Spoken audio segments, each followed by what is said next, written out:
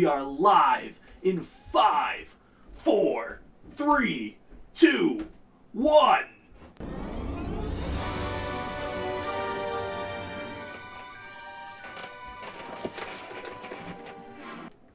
How's it going, everybody? Thank you so much for joining us on another episode of the Pop Culture Cave. What's going on, guys?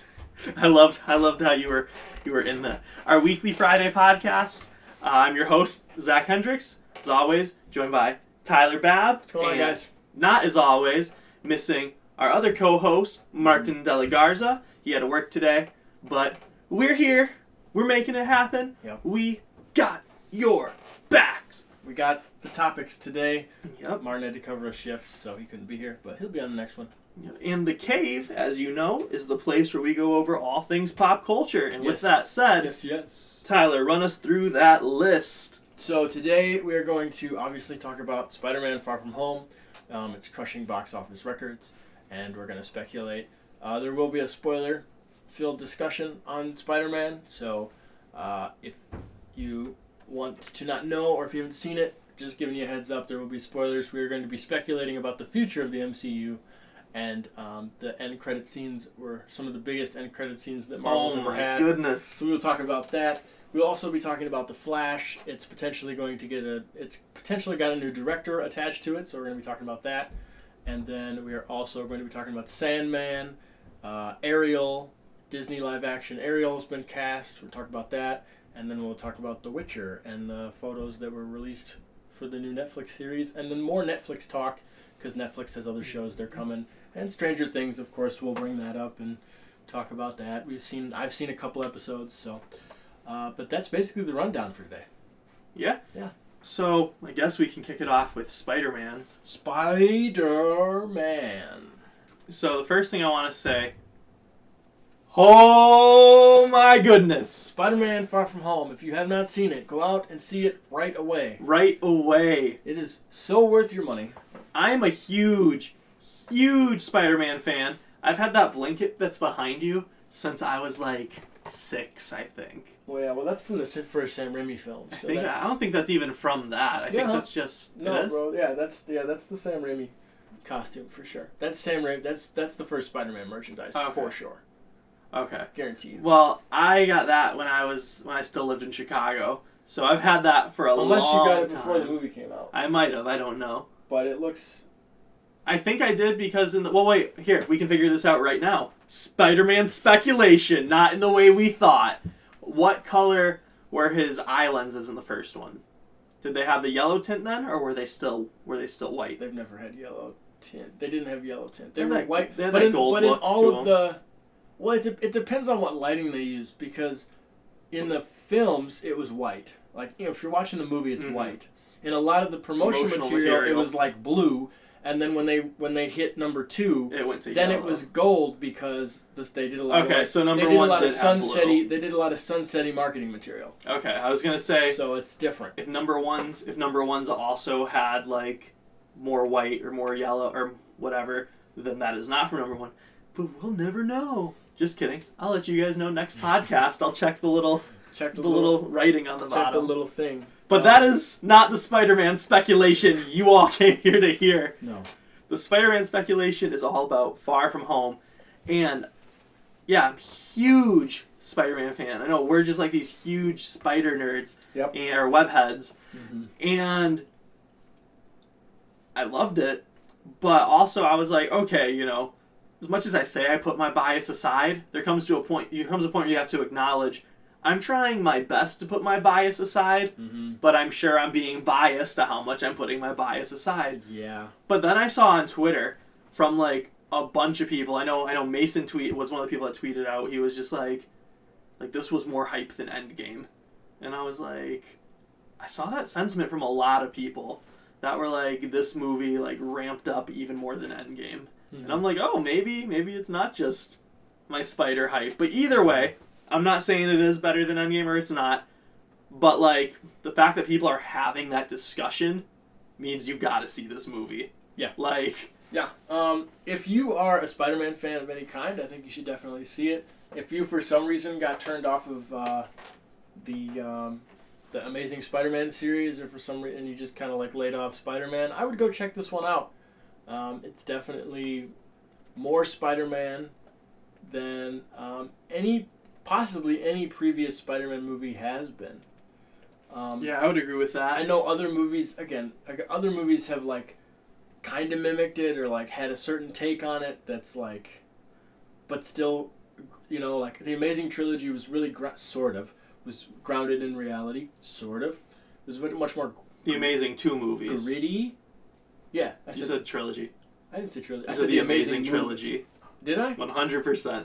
I swear I thought I said. Anyways. Juan, play that clip back. Just kidding. Juan's not over there.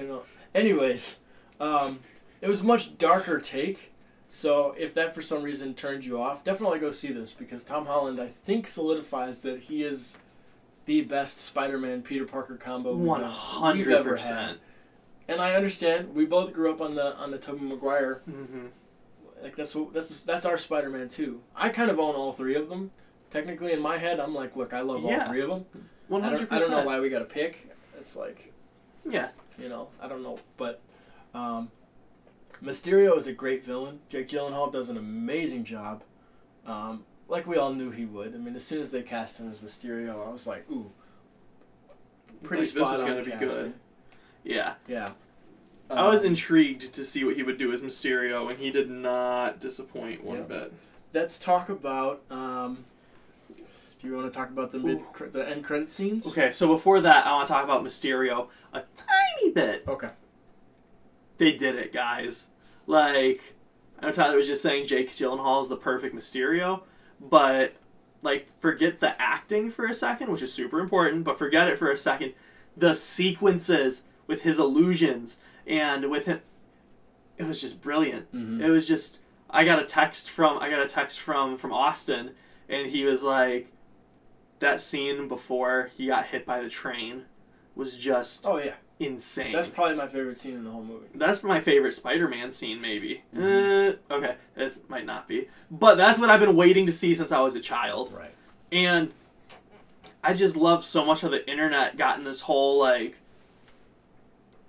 tiff, uproar. I don't know. When Mysterio said he was from a different Earth, and everyone was like, what? Mysterio might be a hero because he's from the multiverse? And it's just like, every Mysterio appearance ever is him saying, hey guys, I'm a hero, and Spider-Man's bad. And like, his very first appearance in the comics frames Spider-Man for crimes, and then says, I'm a hero and I'll capture the evil Spider-Man. His very first appearance in the 60s cartoon, same thing. His very first appearance in the 1990s Spider-Man animated series, same thing. And then he does the same thing in a movie trailer, and everyone's like, I'm a huge Mysterio fan. It'll be so interesting to see him as the hero this time. Are you sure you're a huge Mysterio fan? Are you sure? I'm gonna call some of you out on that one. Just nothing harsh, but just a little bit. Nothing harsh. Like, you sure you're a Mysterio fan? Because that's not how he rolls. It's okay. But regardless, go see Spider-Man Far From Home. The mid-credit scene. And it's awesome. And the mid-credit scenes kind of blew my mind. It just didn't. I accidentally called it. That was the crazy thing. Is like, I accidentally called that. Like, I called it in a different way. Mm-hmm. I thought he was the... So, you guys remember last week I was talking about, the whole eye patch swap thing? Right. The eye patch wasn't swapped the whole movie, so I'm like, oh, okay, I guess Nick Fury's not the chameleon. But either way, in Age of Ultron, in Captain Marvel, Nick Fury's like, when he's sitting down with her, and she's like, prove to me you're not a Skrull. She's like, say something so obscure that a Skrull would never be able to mimic it. And he goes, I can't eat toast if it's cut diagonally. But then when you watch Age of Ultron, when he's at Hawkeye's house talking with the rest of the Avengers, he makes some toast, and then he cuts it diagonally and starts eating it. Right. So I was like, that's a Skrull. So the fact that he and Hill both transformed in the mid-credit scene... Mm-hmm. Because before that is the one before that. Oh, I got the order mixed up. You got it mixed up. Sorry. Yeah. I got the order mixed up. You want to tell us about the... Yeah, definitely. Well, I mean... And then obviously, I don't know how much speculation we want to get in or how long... I'll get into a little bit of speculation. How long we want to stay on this, but staying on that one... obviously, that space station is SWORD, which is a substitute, not substitute, but like the space division of S.H.I.E.L.D., which is now not in the MCU anymore, and Nick Fury starts that, and that's like possibly Galactus or Silver Surfer or Eternal, There's a lot of stuff. A lot that goes with and Sword. Secret Invasion. There's a lot of stuff coming down the pipeline if you've read the comics and you kind of know what that spaceship means. Also, too, there's a whole bunch of, obviously, the Skrulls have procreated and made a bunch of other Skrulls. So possibly we could get Secret Invasion. Maybe they turn on him down the line. Maybe they say, hey, we don't like working for you, Fury, and then they become bad. I don't know. Yeah, well, Kevin Feige even said in an interview after Captain Marvel when asked, people were like, so the Skrulls are good guys now? And he said, the quote's probably going to be paraphrased a bit, but he said, just like humans are, just like there's good humans and bad humans, I think the same can be said for the Skrull, and there's a variety of morality amongst them. But with the powers they have, it definitely could get very tempting to misuse it, and I think it's interesting to see where that goes. So he even said right there, like, oh, don't think the Skrull are just good now. Mm-hmm. Yes, so it's very exciting. Two things. I want to go back to the first end credit scene. No, it's not bad. It's okay. We obviously got J.K. Simmons back as J. Jonah Jameson. Parker! In this universe, which is cool. It's a little different, but it's still awesome. I love it. Regardless, it's him, and that moment took me back to my childhood in such a weird way. I never thought they would do it, but I didn't either, dude. But again, it's like, man, you can't ever doubt Kevin Feige. Like, Kevin Feige is going to do what's right. I totally have faith in him. And so it's kind of like, all right, Kevin Feige, I kind of love you even more now. I don't want to rabbit trail off the direction you're going too much, but I just need like a yes or a no, maybe a sentence with it. If the Amazing Spider-Man series continued after 2 movies, do you think we would have seen him then? Because I know there was already petitions before the first one came out. Or do you think that this is a Kevin Feige move, being like, no, we're doing this? No, I think it's... I mean, I know we just gave credit to Kevin Feige, but I think the relationship between Amy Pascal, the new head of Sony that I can't remember her name, Amy Pascal is the producer, and Kevin Feige, I think their working relationship is really, really, really, really good. And I think it's evident to the movies we're seeing with Homecoming and this one. So I think I think with the Amazing Spider-Man series, pretty sure, and J.K. has a relationship with Sony because he was in the earlier ones. Yeah. So I'm pretty sure they talked about it, and he was open to bring it. He was open to come back, and then Far From Home came up, and they were like, "You still open? Yeah, we're ready for you to come back if you want to." And he was like, "Totally." I saw an article or an interview with John Watts, the director, and he talked about how that they literally shot that like 2 months ago, and then just put it in there. Like that part wasn't in test screenings or anything. That wasn't even in there. That's cool. Just to keep it a secret. Yeah, they filmed that like 2 months ago and then dropped it in there. So do you think? What happens in that scene? Oh yeah, I guess we should. Unless you wanted to. Sure, I'll take that. So Spider-Man is swinging with Zendaya or MJ, yep. I guess. I said Zendaya because I almost said Mary Jane, and I'm like, that's not her name. Zendaya. And it's Zendaya, not Zendaya, Zach. But he is swinging with MJ, and she's screaming. We see it in the trailers, and then she's like, we're never doing that again. And he's like, all right, well, I gotta go. But then all of a sudden, the Jumbotron, and because they were in Times Square, right? Yeah. The Jumbotron in Times Square comes up with breaking news, and it is J. Jonah Jameson, J.K. Simmons, J. Jonah Jameson, like showing the Bugle's exclusive footage of Mysterio, and basically they edited Mysterio recorded something before he died, and they edited it to make it look like Peter killed him. But he even says in there that it doesn't show Peter's face. Yeah. But then Mysterio even says the identity they edited it to make it look like Spider-Man killed him. And then he says the identity of Spider-Man is Peter Parker. Right. So, I don't know and necessarily. And then it flashes a photo of Peter Parker himself. Yeah. So that everybody knows what he looks like. And I don't know if Mysterio, if Quentin actually recorded that, or if they just used the AR technology that they have and recreated that footage. You know what I mean? I have no clue if that was planned ahead of time. I'm curious to see if we ever find out. Sure. But yeah, and that's how it ends. Like that is the whole thing. Is like him like looking at his picture on the jumbotron as everybody knows his identity. Mm-hmm. I wonder if, because in my head I feel like, because you know the what is it, One More Day story or whatever, where he goes to Mephisto. Oh yeah. And he has to like sacrifice his relationship with Mary Jane in order to get Aunt May back. Yep. But maybe it's a little twist where it's like, look, if you want, I have two theories. One, either the Mephisto thing, he meets Mephisto and he's like, all right, you got to give up your relationship with MJ in order to get your identity back, or they just use a scroll. They go back. He goes back to Talos, and Talos is like, well, Nick Fury's up here in the sword thing. And we can just bring a scroll down, and then we can just act like it's a scroll. And that's how the scrolls are introduced into the world at large. So everybody knows what scrolls are.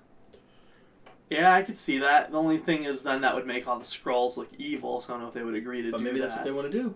Maybe that's where Kevin Feige's going. No, I'm saying for the scrolls to do that. Like, true. That's kind of maybe that's not what they... Well, I don't know. Who knows? Yeah. We'll have to find out. I know there's two things. One of them's small and stupid, but... world building is all in the little details. Two things about that scene that I love. One is it is the dailybugle.net, not .com. Mm-hmm. I love that because .net, like, you know, it's just cheaper than .com. Like, literally from like a price standpoint, it's cheaper to buy a .net domain than a .com domain. It's barely used anymore. It was used a lot in the late 90s and early 2000s, and .net is like, there's not many websites you go to that are .net anymore. Right. So I just love, like they came up with the website, and they're like, no, don't even give the bugle.com, give it .net. Because it's, like, still, like, an older site, and it's still, like, JJ being cheap. Right. Just, like, it's just the little stuff like that. But then also, the biggest thing I want to know is, was that just kind of, like, an Easter egg, so to speak? Like, is JJ... is the Bugle still going to be reporting on Spider-Man in the next movie? Or was that just, hey, look, the world knows Spider-Man's bad, and we used JJ just to say, guys, look, it's J.K. Simmons as JJ. You know what I mean? Like, is he actually going to have a role? I think he will. I hope so. I think he will. You don't bring him back unless... Because it could have easily been just audio. You know what I'm saying? Like, yeah. They brought him back for a reason, and I think he's going to be a huge part of... He might even help Spider-Man, you know, and he might even help Spider-Man hide his identity or figure out, who knows what's going to happen. So, the last thing about that, too, that I love is the way that they Marvel has a really good record of, like, staying true to the comics, mm-hmm. even when they change things around. So, like I said, Mysterio always appears as the good guy, and then, you know, Spider-Man, they fight, and then it's like, oh, actually, Mysterio's bad, and I am good, and he was framing me. That's normally the first thing he does. It's the first thing he does is frame Spider-Man, and he goes directly to JJ every time. Right. Both cartoons. You know, I didn't watch the other Spider-Man cartoons because they came out, like, after, like, my childhood was, like, over, and I just didn't have the time to get into them, so I don't know how he comes in the other ones. Mm-hmm. But the 90s series and the 60s series and the original comics, he goes straight to JJ mm-hmm. and is like, Spider-Man is bad, and I'm good. And that didn't happen in this one. It was, me and Spider-Man are both good. And then he lost, and it was, hey, JJ, because he said exclusive. Like, he said the clip was an exclusive clip. Right. So then he still went to JJ and said Spider-Man's bad. They just changed the order. Mm-hmm. And, like, I love that so much, like, that attention to detail paid to the source material, even when you're mixing things up. Yeah. Well, I mean, it's Marvel, bro. Like, yeah, it's their stuff, so it totally makes sense. Oh, man. Kind of what you said. It's Marvel. I think that is the best way to transition to our next topic, because it is Marvel. It's DC. Okay, that's not something we can say yet. DC? Oh yeah, true. It's DC isn't something we can say yet about having faith. I hope it's something we can say soon. I'm a fan. Over to the Flash. But to the Flash. So the Flash, it's rumored Andy Muschietti, who's the director of It, the newest It and It 2, which comes out in September, I think. Yes. Yeah. He is in talks to helm the new Flash movie, which is coming out 2021, I think is what they want. I know there's a script written, currently written. And who wrote that script? What's her name? I don't know her name off the top of my head. I was just saying that Way Ezra. to put me on the spot. I was more saying that Ezra contributed a well, little bit. It was him. Yes. Sorry. So there's a lot of writers going on and writing these movies because it just keeps jumping through hoops and stuff like that. So Ezra and Grant Morrison, who's a comic book writer for DC, worked on a draft of their own for The Flash, and I know Ezra expressed that he wanted to do a darker. I don't know.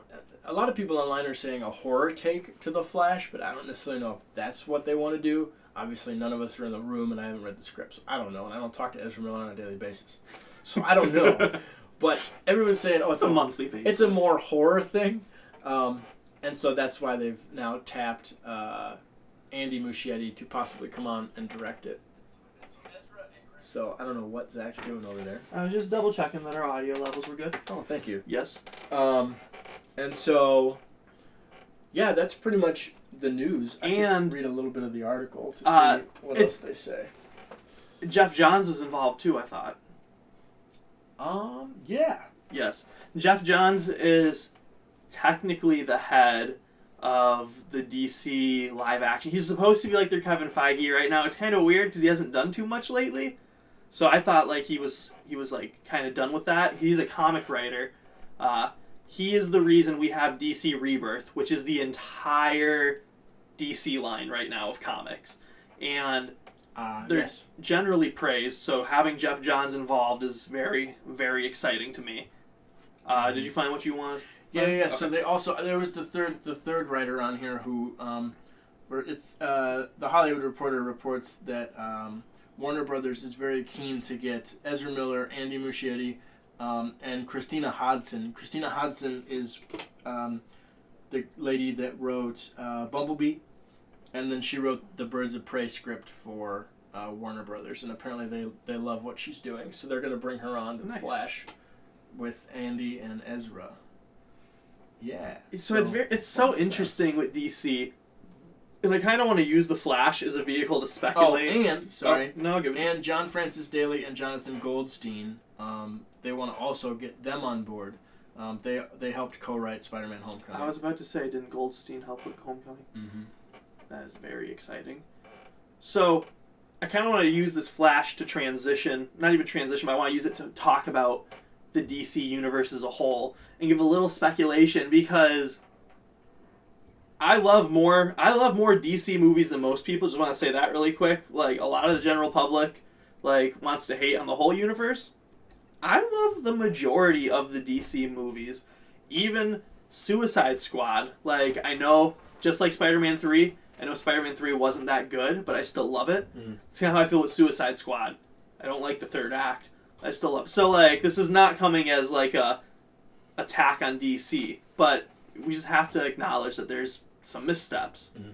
So, it's so interesting to see Ezra Miller back as the Flash because they're kind of doing a shakeup, we had Justice League and now Ben Affleck's out as Batman, and now Henry Cavill is out as Superman. He's doing other projects, The Witcher, which we'll talk about later, but they're still making the Wonder Woman sequel.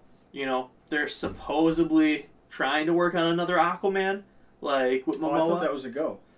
I'm saying it is a go, but there hasn't been any actual, stuff gets greenlit and it's a go, and then all of a sudden it's not. That's more what I meant.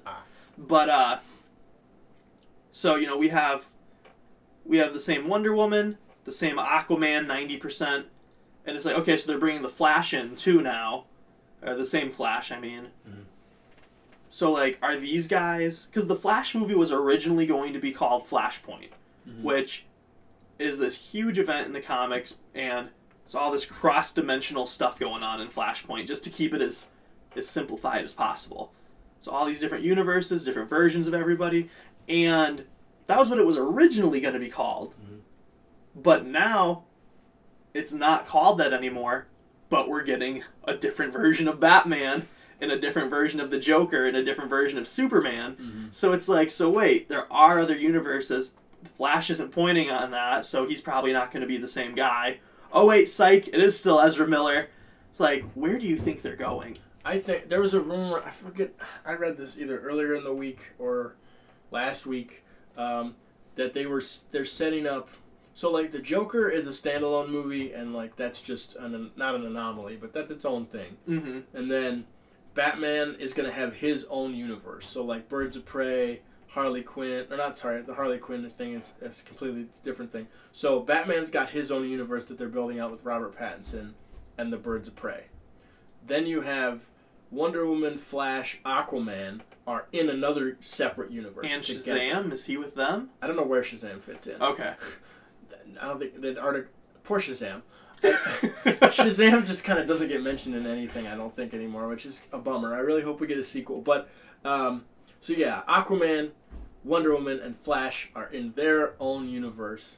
I don't know if Henry Cavill and Ben Affleck's Batman die in that universe or what. I don't know how they're gonna spin it. Mm-hmm. But and then this is all just rumor stuff, or is this from a DC source? I forget where I heard this. That's fine. To be honest, I think it was a little bit more than a rumor. Okay, so like basically one of those like credible sources my insider says this. Yeah, people were just okay. We have those. We had those with Robert Pattinson, Batman. Yeah. So yeah. I mean, I know people, and I've heard. I can't remember where. It's been a crazy week with the holidays and everything. Yeah. But oh yeah, Happy Independence Day, everybody! Yeah, I know it was yesterday. Hopefully everybody had Happy 4th. Happy 4th. Hope your fireworks are great. Anyways. And then Suicide Squad and Harley Quinn and all that belong in the Aquaman, Ezra Miller, still the same universe with Jared Leto's Joker, and all that is still with the previous universe we had. So is that with Birds of Prey? No, Birds of Prey is in Batman's universe. Yes, okay. I think. So here's where I'm at. So don't we have set photos of Jared Leto's Joker? Like it's his stunt double for Birds of Prey? Yes. And that... So that's in their universe. But yes, and we also in that movie we had Batman make a cameo, but it still was Ben Affleck's Batman. Right. So it's just I think Henry Cavill and Ben Affleck are gonna die in that universe. I think either they're gonna mention it in Wonder Woman or they're gonna mention it in Birds of Prey. But I think those guys are gone. I came up with a theory. I don't know how true it is, but I still came up with a theory. So it goes pretty deep too, but I'm gonna give the shorter version. I think it's all the same universe, and I think the reason we get away with that is because Batman is set in the past, and so Robert Pattinson's Batman is a young Ben Affleck. Mm-hmm. And on top of that, to bring him in the present, you can always time travel because it's a DC movie. They do that. DC does a lot of time travel in the comics, more than Marvel. Mm-hmm. But so they can bring him, even using the Flash movie, they can bring him to the present. Right.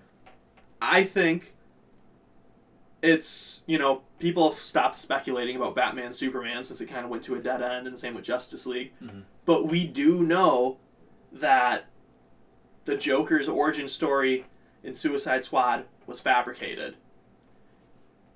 And we know that Robin was killed by the Joker. Mm-hmm. I still think Jared Leto's Joker was that Robin. And I think the one that killed him or messed him up was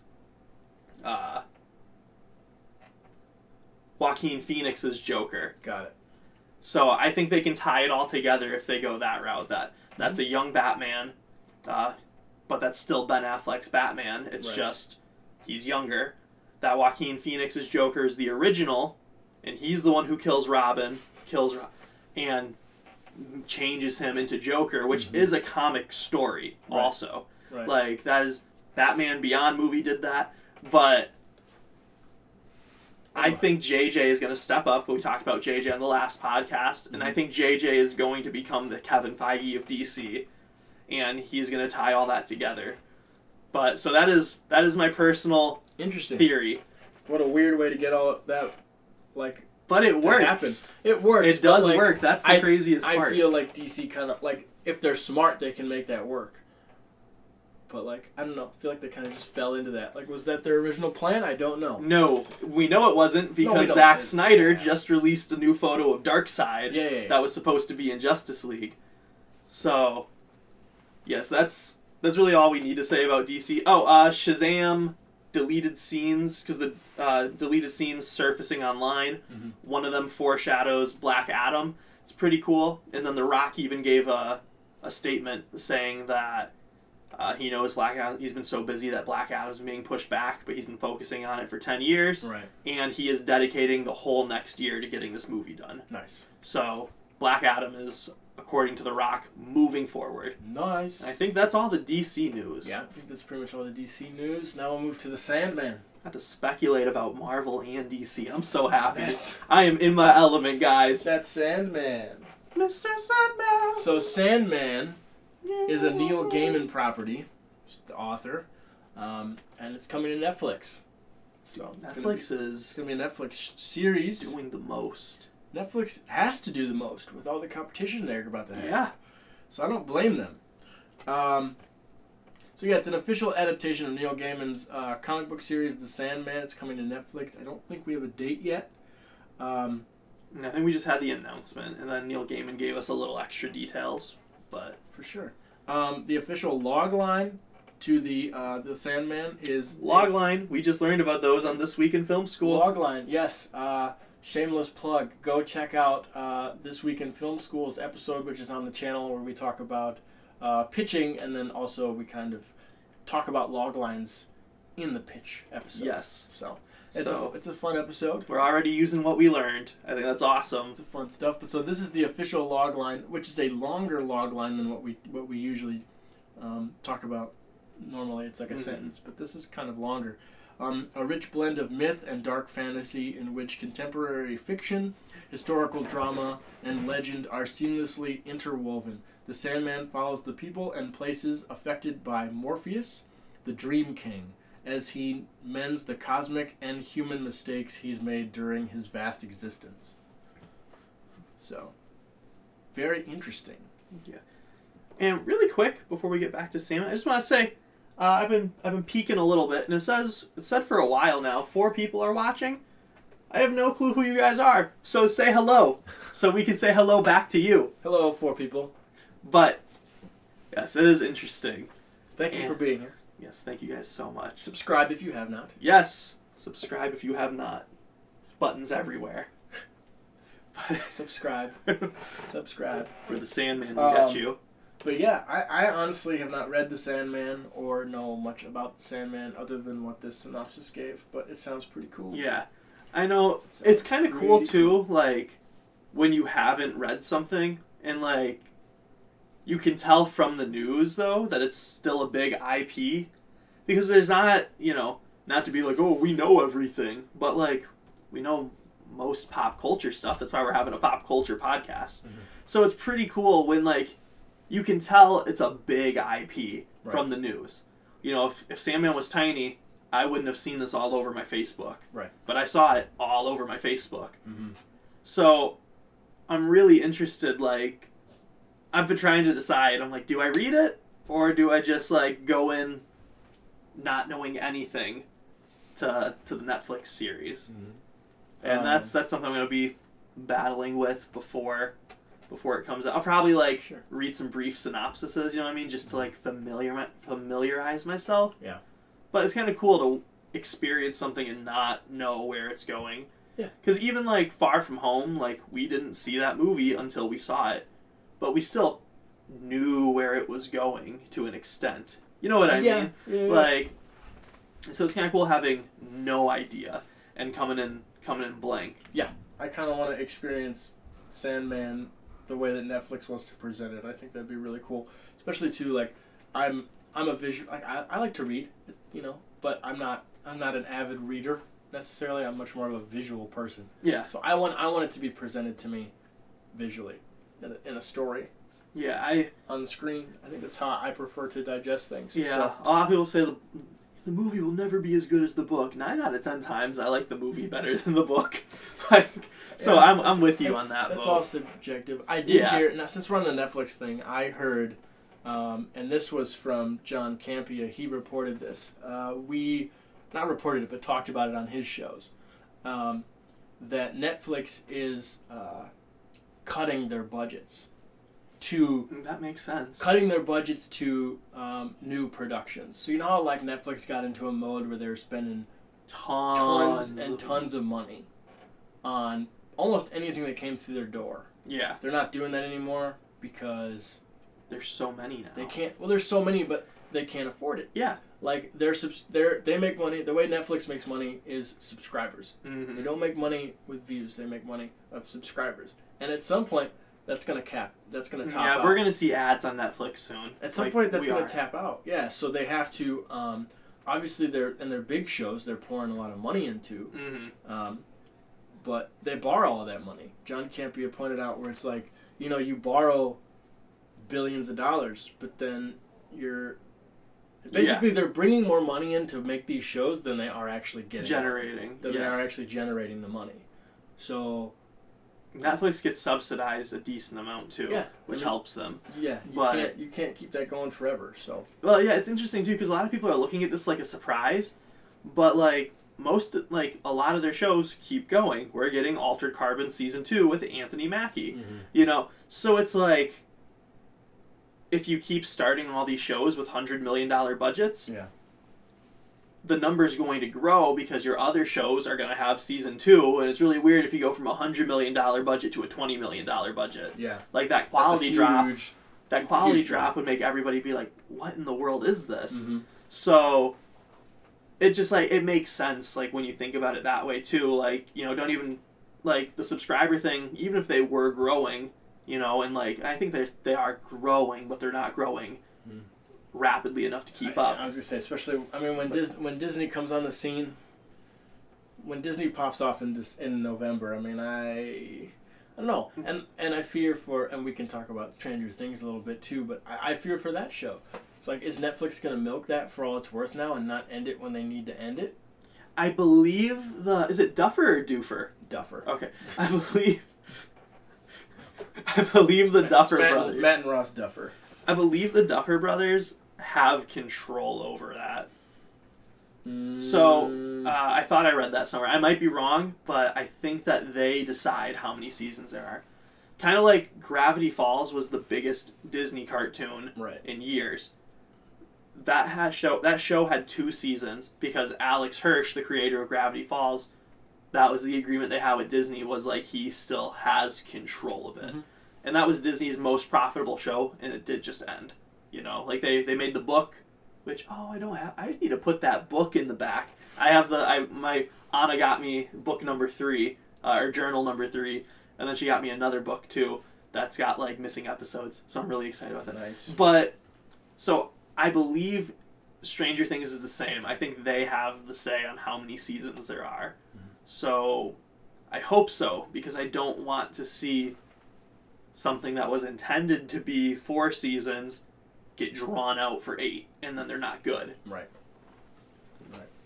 But while talking about Netflix... you were saying about I don't know. Things? Do you want to do Stranger Things, or do you want to go to The Witcher?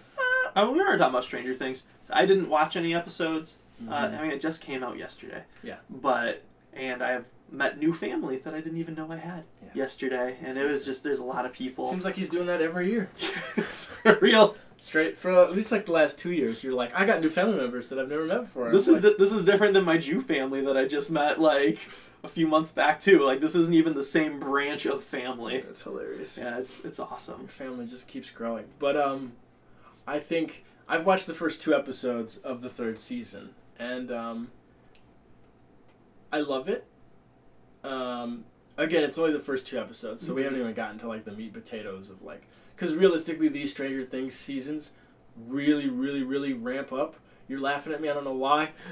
They ramp up. Maybe you said it so fast, I didn't hear the and, but you said we haven't even got to the meat potatoes. You didn't say meat and potatoes. And I just started thinking about a potato made out of meat and how much I want to eat that. But wow. All right. So anyways. I tried my best. Stranger Things really gets ramped up and gets going by like in the last 3 episodes is where we really like kick forward. Yes. And make progress, but a lot of this is just character work right now.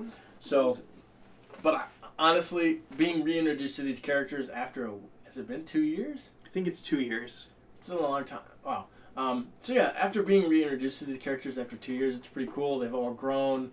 I'm not going to spoil anything. Obviously, I'm not going to spoil it. But it's pretty cool. Yeah, it's cool, too. I love it. It looks great. Obviously, we got the mall and stuff in there. And it looks... I think it's cool that it's, like, timely relevant, too. It takes place on the 4th of July, doesn't it? Yeah. So, like, it takes place the day it's released. I love when stuff does that. I'm not even a big scary movie guy. Mm-hmm. But, like, sometimes I'll see one around Halloween because it's happening now. Right. And I just like with that. The other season 2 as well. They released it around Halloween, and it was like, oh yeah. It's just kind of cool. like you go to movies, like you were saying, you go to movies to feel things and to be immersed. Right. And to like you want to believe you're part of that world because otherwise you're just watching something. Right. So it's cool because I feel like that just makes it easier. It's when it's summer and it's hot as heck out, and then it's a show and it's hot as heck out. It's just easier to like. Yep. Feel part of that. Mm-hmm. But I know it seems like, because again I haven't seen any of the episodes, I know the kids are all together, correct? Like there's no or not even all together as in like in the same place, but I mean like they're not all on separate journeys to different locations, because in season 2 it took forever for them to get the group together, and that was like the magic that made season 1 so good. I don't know how to answer that. It's a yes and a no. They've grown up, so they're like doing their own they have their own things to do, but not again, I don't know.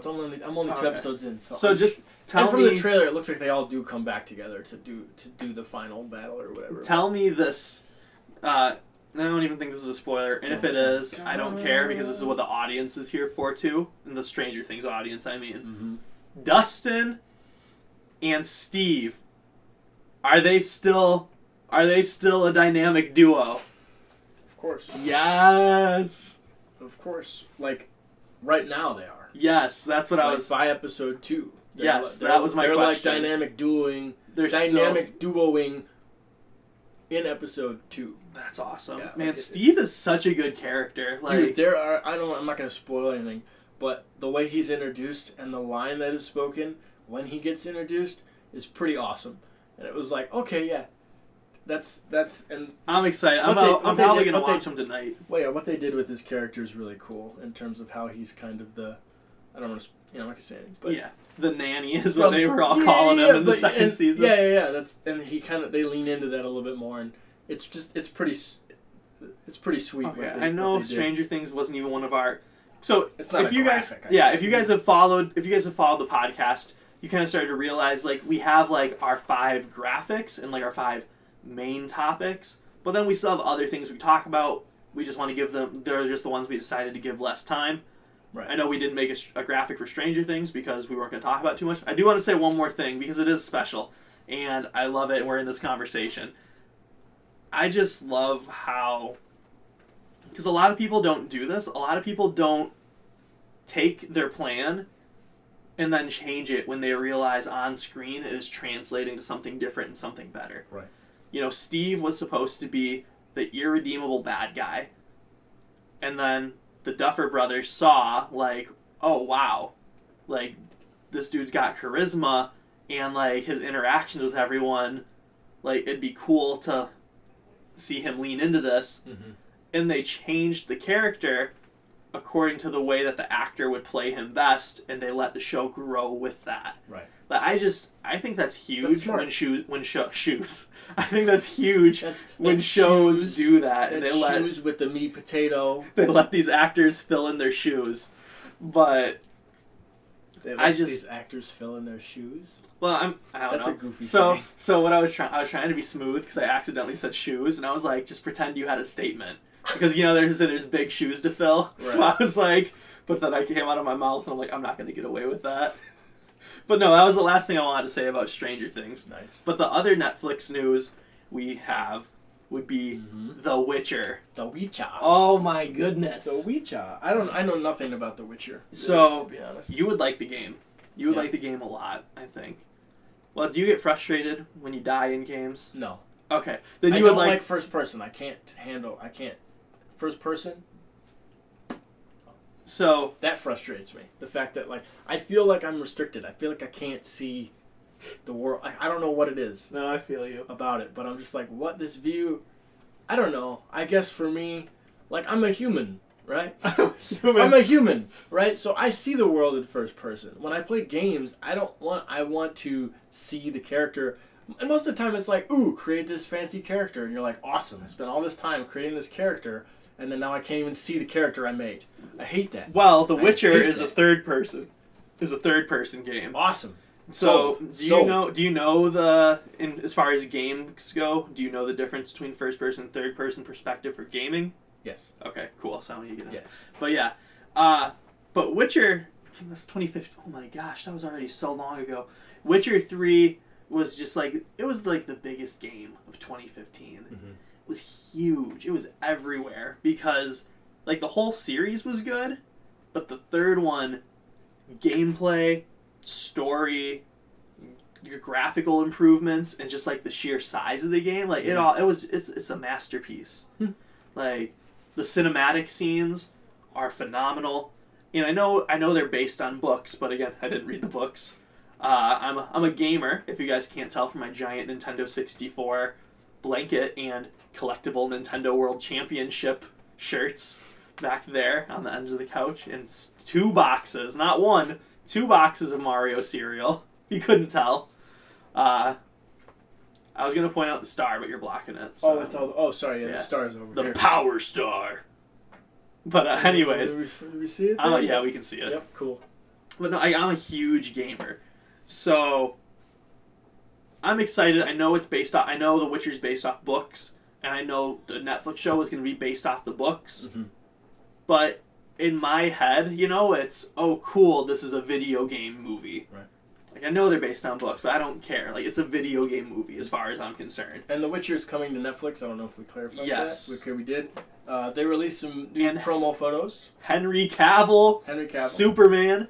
My Superman. He looks pretty awesome. He looks... I thought it was a screenshot from the game for a second. He looks just like Geralt. Like, it's nuts. And which is the main character. Yes. Yeah. He is the Witcher. And like what is the Witcher? So what's that name? Where's that name come from? You kill witches and monsters, basically. Nice. But you still also have supernatural powers yourself. Oh, cool. Yes. And that's like a very, very, very short synopsis answer to that. That's cool. But yeah, the game is just like phenomenal. The story's phenomenal, and it looks like, I know you said Netflix is cutting their budget to new shows. Mm-hmm. Looks like we made it in before the cut. Mm-hmm.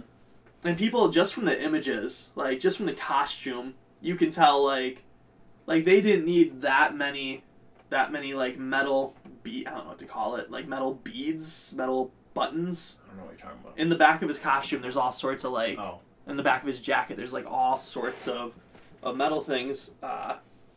They're just like decals on the jacket, I guess. But like, we didn't need that many. You know what I mean? But like, that's how he looks. That's how he should look. Mm-hmm. It looks cool. You can tell just from looking at it that it's in some weird fantasy world just from the costume.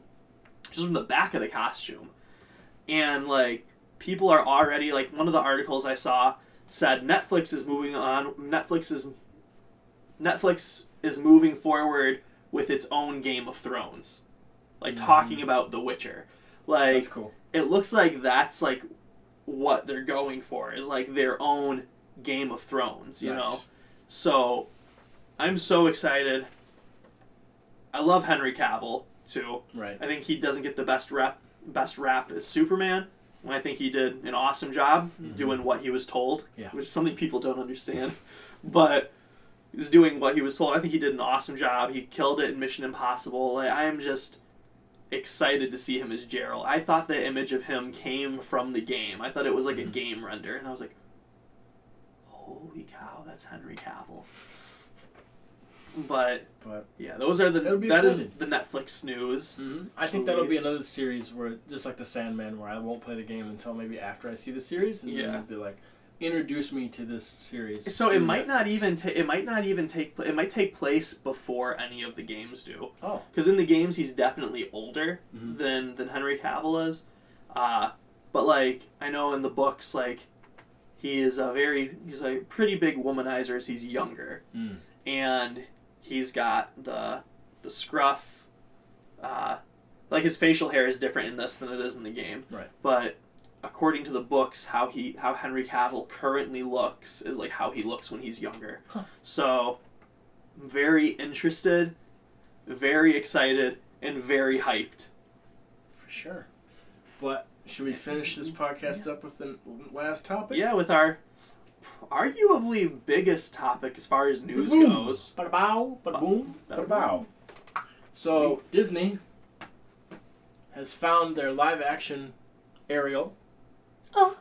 I was gonna. What was that? I was like, I should just like terribly sing one of her song lines, but then I almost went a whole new world. And I'm like, wrong princess. Oh yeah, that movie already came out there. Yeah, that's who we did. So let's read the article from Collider.com.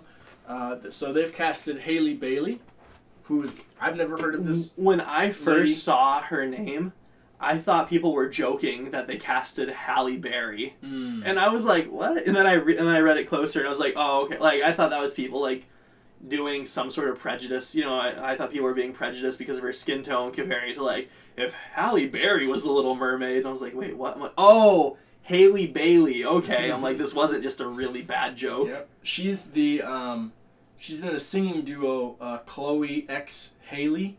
I think Chloe's her sister is what I've heard. Kendrick said she could sing.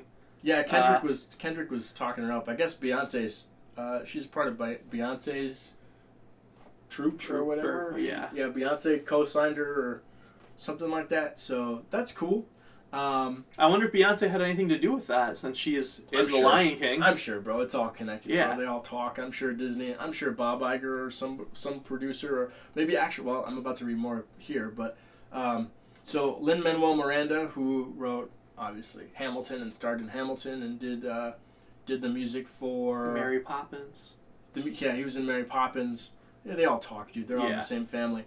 He's on board to produce and spearhead the music alongside Alan Menken, who obviously wrote Beauty and the Beast, the music for Beauty and the Beast, and that one I was just nodding. I was like, I have no clue who Alan Menken is.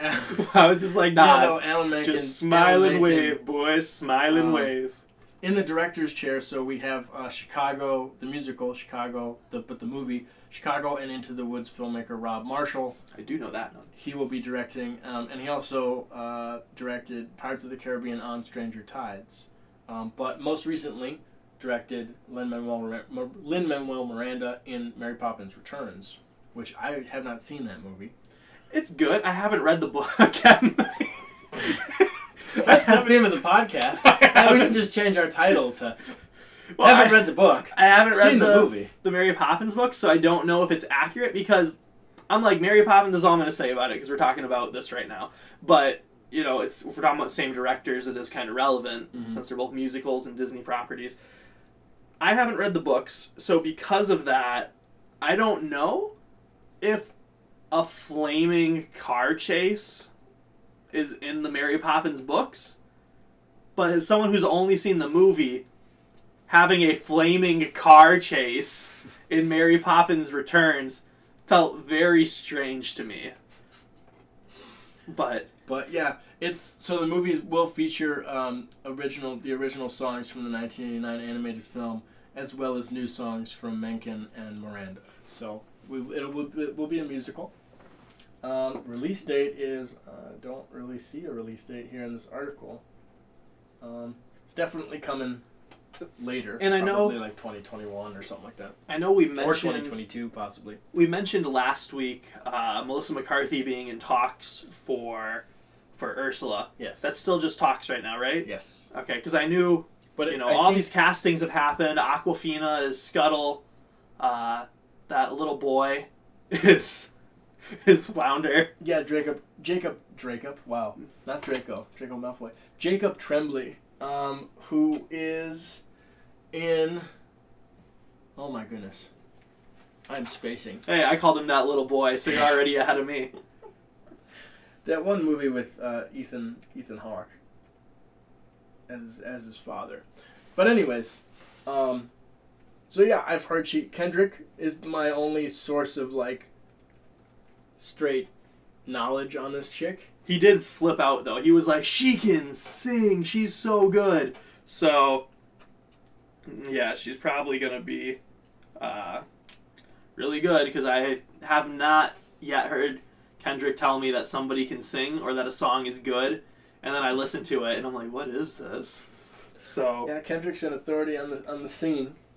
But I don't know. I mean, I'm excited for the movie. Sure. It is scheduled to begin production in April 2020.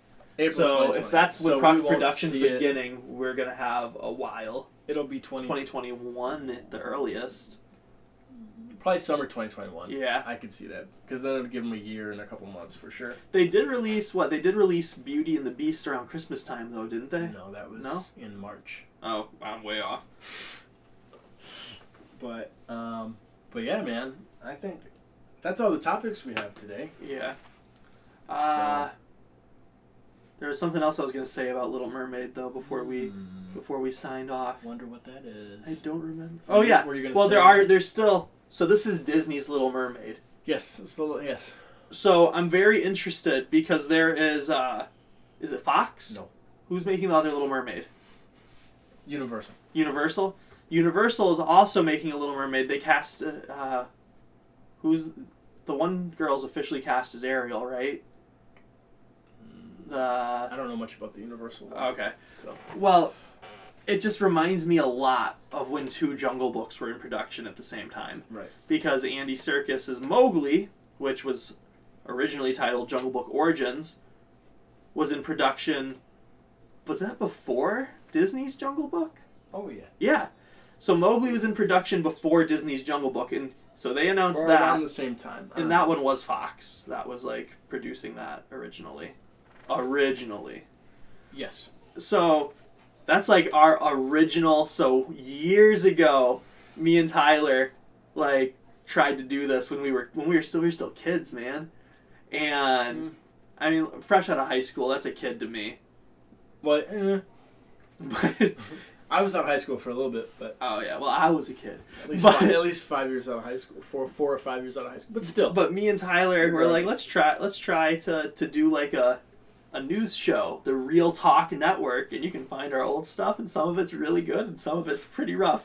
But this was one of our very first topics, seeing how like it compared. And what's so interesting is Fox's Jungle Book Origins was announced before Disney's Jungle Book, but Disney's got that huge budget, and we saw how good all those characters looked. You know, Jon Favreau's Jungle Book is still one of the most well-rounded, well-made movies I've ever seen. Mm-hmm. Like, I'll give Jon Favreau that praise all day. But Jungle Book Origins ended up getting dropped to Netflix instead of Fox. Because they're like, we're not going to compete at the theater, at the box office with Disney. So I'm really interested to see the other Little Mermaid, if that has the same fate, or if we're going to see it in theaters.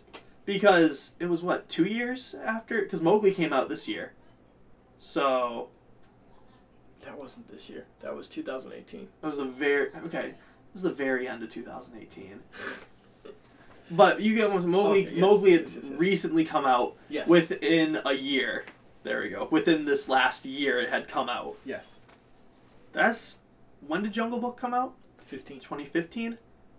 So it went into production first, but then it still comes out 3 years later than Disney's because like you just can't compete with Disney like that. Uh-huh.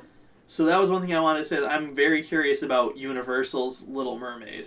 Oh, Chloe Grace Moretz. Chloe, yep. I can never say her last name. Moretz. Yeah, Moretz. She's Ariel for them. That's right. She actually is cast too. Yes. So, yeah, it's just going to be interesting to see if her Little Mermaid is in theaters, or if it's a Netflix or Hulu or some streaming service title. And I think that's kind of what I'm going to be keeping my eye on as this more Little Mermaid news comes out, because ever since Disney announced theirs, I feel like it's been radio silence from Universal.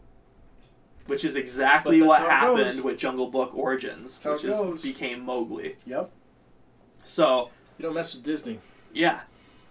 And that's what I wanted to talk about with The Little Mermaid, because I think that's very relevant and topical, and also like not a lot of people are focusing on that. And I want to open people's eyes to like the behind the scenes production, the decisions that these companies have to make. Watch Mowgli, by the way, if you haven't seen it. Mowgli is amazing. Go check that out.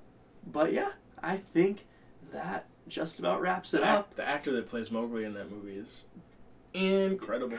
He's acting against nothing. Remember that. Like, yeah. Not nothing. I mean, obviously they're there. Like, Christian Bale is there with him, but like. But still, like, he's not in a jungle. He's not in a jungle. Yeah. So.